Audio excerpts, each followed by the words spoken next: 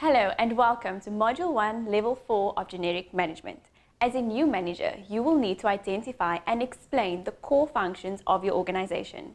At the end of this lesson, you will be able to identify and explain the core business, the types of work that needs to be executed within various core activities, explain the role of a selected work unit, and identify the difference between the line and support functions within your business.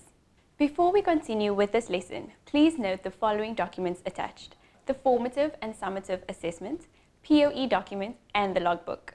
These documents must be completed by the end of this level and sent to AfriTraining for assessment. Once the desktop assessment has been completed, your results will be shared with you. You'll have an opportunity to do remediation if required. Thereafter, internal moderation will be concluded. Good luck. We will begin this lesson by discussing the concepts of a core business, the relationships between the different core activities, and the value-adding process within an organization. Let's begin.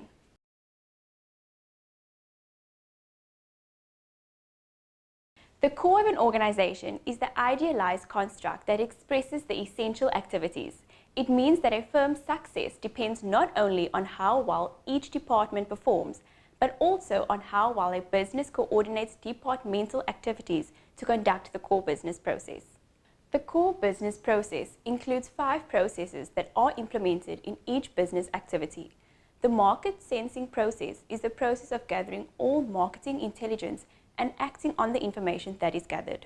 The new offering realization process helps all activities in research, development, and launches quality offerings quickly and within the budget. The customer acquisition process encompasses all the activities that help define the target market and prospective clients. The customer relationship management process are the processes used to help identify the deeper relationships between business and customers. The fulfillment management process determines the activities when receiving and approving orders, shipping stock, and collecting payments. To be successful, a business needs to look for competitive advantages beyond its operations. It needs to look at the competitive value chain of suppliers, distributors, and even customers. Many companies have partnered with specific suppliers and distributors to create a superior value delivery network.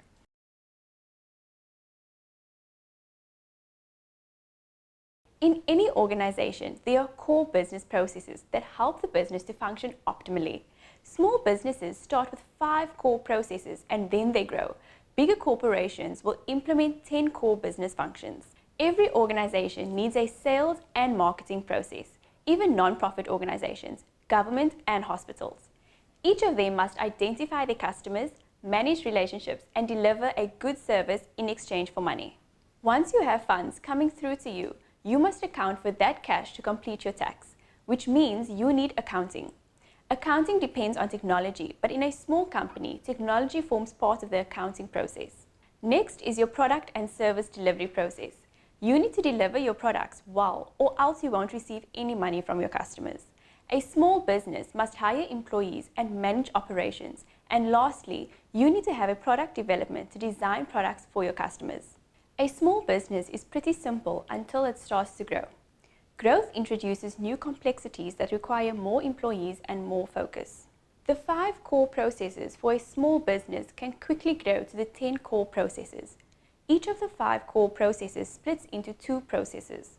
The 10 core business processes include customer strategy and relationships, employee development and satisfaction, quality, process improvement and change management, financial analysis, reporting and capital management, management responsibility, customer acquisition, product development, product and service delivery, accounting management, and technological management.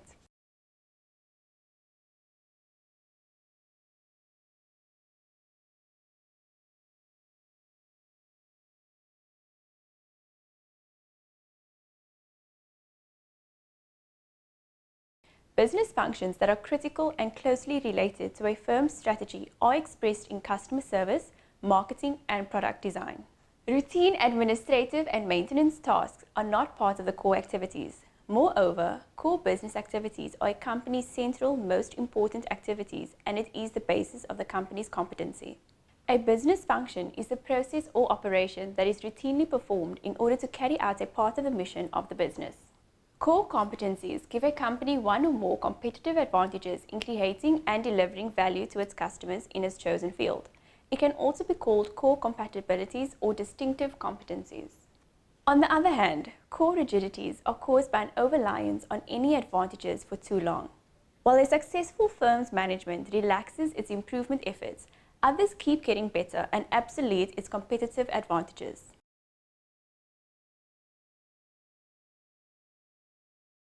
It's helpful for entrepreneurs, businesses, and organizations to think in a similar way when it comes to the aims of their ventures.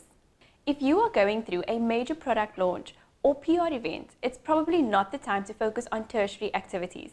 Instead, the focus should be on the high-value activities and the specific tasks at hand.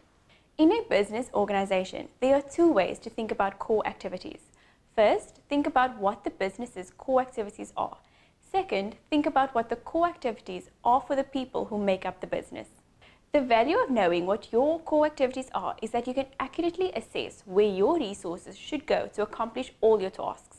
Organizations with a value-adding process business model take incomplete and broken things and transform them into complete things with a higher value. Examples of value-added processes are as follows: assemble end product, manage production, process complaints, and develop marketing concepts. This concludes our first topic of this lesson. Let us continue to topic 2 before we embark on our quiz. This brings us to our second topic of this lesson. For this topic, we will engage in a discussion with regards to the types of work done within various core activities. Let us begin.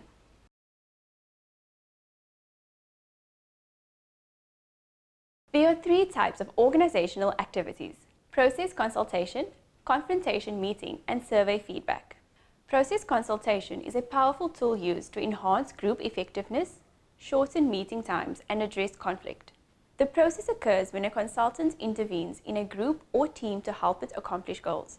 The consultant does not try to help the team as an expert. Instead, the consultant helps the team to help itself. Benefits of this process include the following: shorter and more productive meetings, better decision-making from team members, increased participation or potency, and greater satisfaction with the team. A confrontation meeting occurs when management groups discuss the failed processes and how to improve those processes. This activity allows you to improve your communication, increase employee morale, better your work culture, improve inter-department relationships, and find solutions to problems. Elements of a confrontation meeting include climate setting, information collection, information sharing, priority setting, action plans, immediate follow-up by top team, and a progress review. Please see the screen for an example of a feedback survey chart which provides feedback of the confrontation meeting.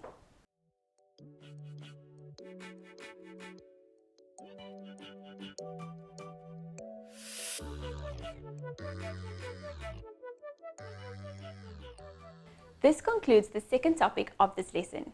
In conclusion, we will embark on a small quiz to recap what we have learned in topic 1 and 2. Let's begin.